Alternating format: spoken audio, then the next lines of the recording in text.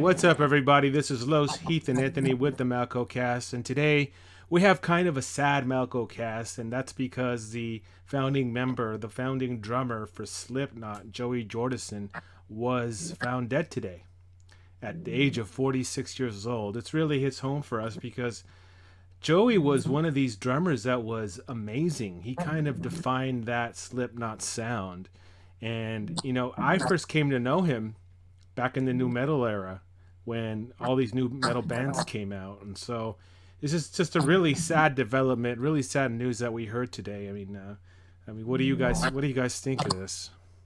Well, dude, when I heard it today, it hits home for me because, dude, I'm just a year younger than him, Yeah. I'm 45 years old, dude. Like, I'm from the same era as him, dude. Like, so it's just like, damn, man, like, you're young. He's still got career left, like plenty, yeah, plenty. And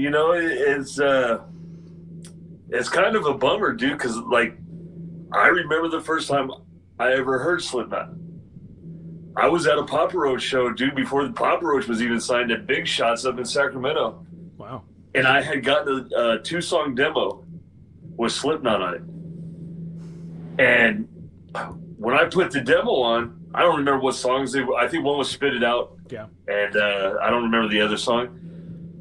But when I heard it, dude, the first thing that ever like jumped off my speakers was like the drums, dude. Like the drums were just different than anything at that time I'd heard, People, some people would say, oh, his drumming was this or that. But dude, for me, like I grew up listening to like, at that time, Fear Factory was like the fastest drums I had ever really heard. Yeah. And so when I heard Joey Jordison, I was like, "Oh wow, this is different. This is different drumming. This is a different attack.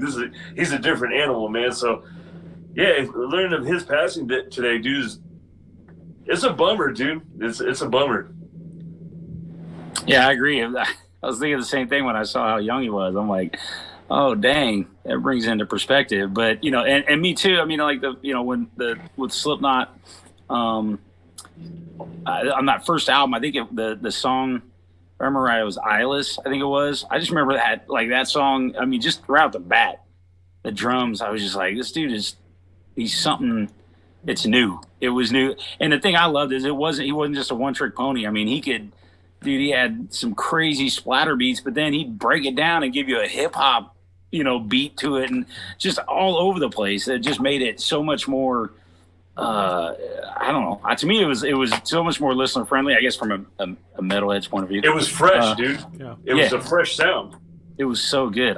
That was for sure. Like Anthony, that was probably what really stood out. With their sound right off the bat. So yeah, it just sucks, man. It's like it's terrible to hear, and he had a huge effect on a lot of people in the music industry. Not just fans, but I think.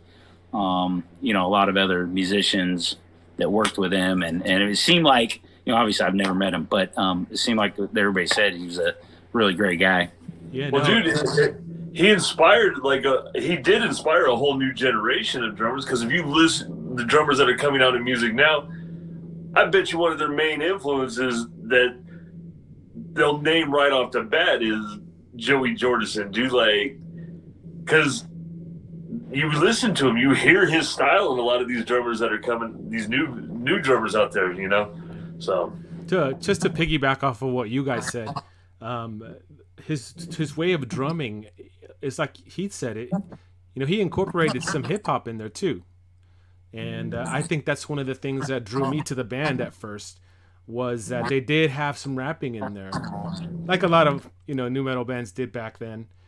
But that's one of the things, I can remember listening to Spit It Out and Wait and Bleed. Those were the 2 songs that I used to listen to all the time. And there was rapping in those. And I used to love those songs, man. So, yeah, I mean, like you said, it's a big bummer. His family released a statement, and they just basically said, Joey's death has left us with empty hearts and feelings of indescribable sorrow. To those that knew Joey, understood his quick wit, his gentle personality, giant heart, and his love for all things family and music. The family of Joey have asked that friends, fans, and media understandably respect our need for privacy and peace at this incredibly difficult time. So they didn't mention what happened with him and how he died, but we know that he was battling with a disease. It was called transverse myelitis, and it's a form of I guess it's like a form of like MS. It's a neurological disease, Yeah. and he had been battling with that for his life, and so Wow, I never knew that, dude. Yeah. Yeah, he never had. knew that. yeah. They never really said that's why he left the band, but some people had speculated maybe it was because he was having trouble with, I don't know if it was the right or the left, but it was the arm and the leg that he was having trouble even just playing with. But I mean, you know, he was playing guitar with the Murder Dolls and you know, so he was still able to perform at some you know, in some way. So yeah, it's pretty crazy. I mean, and over the years, you know, he filled in for a number of acts. You know, he filled in for Lars.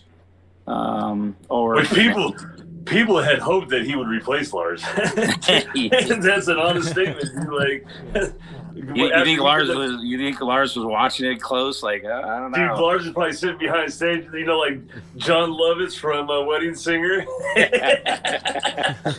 And I'm reaping all the reward, whatever the line was from Wedding Reaping Singer. all the benefits. Yeah. There's a video. I've seen it before when he was filling in with Metallica and he's playing Creeping Death. And it's pretty impressive. He's really good. He was super amazing drummer. Dude, his mask though for Slipknot always creeped me the fuck out more than any one of the other masks, dude. Like the first one he ever had where it was just like blank. Yeah. Yep. And that was the one that freaked me out more than any of the other masks that those fools wore, dude. That one.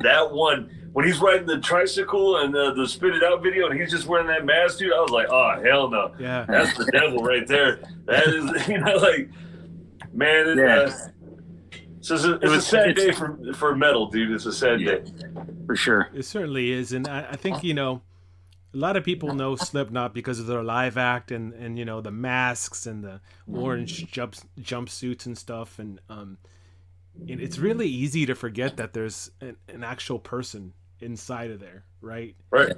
And so, you know, his death is definitely a sad day for metal, and you know, we just hope his family can find some kind of peace in his death. And absolutely. At least we'll have his music here to listen to, and we can remember him. I was listening to it before, or when I was at work today. I was listening to it. I was like, damn, man, like.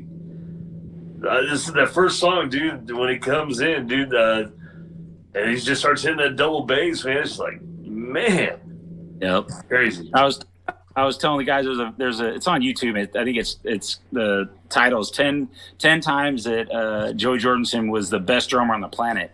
It's worth a watch. I mean, it's like, I don't know how, you know, it's 10 minutes or whatever it is, but man, it's worth a watch just to see him just killing it, man. And you know, I mean, I remember there was one.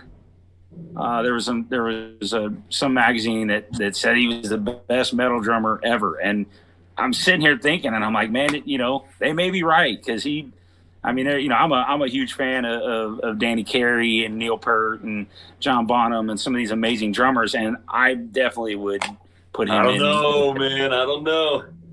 Dave Lombardo from Slayer. Dave Lombardo from Slayer. That's my dude right there.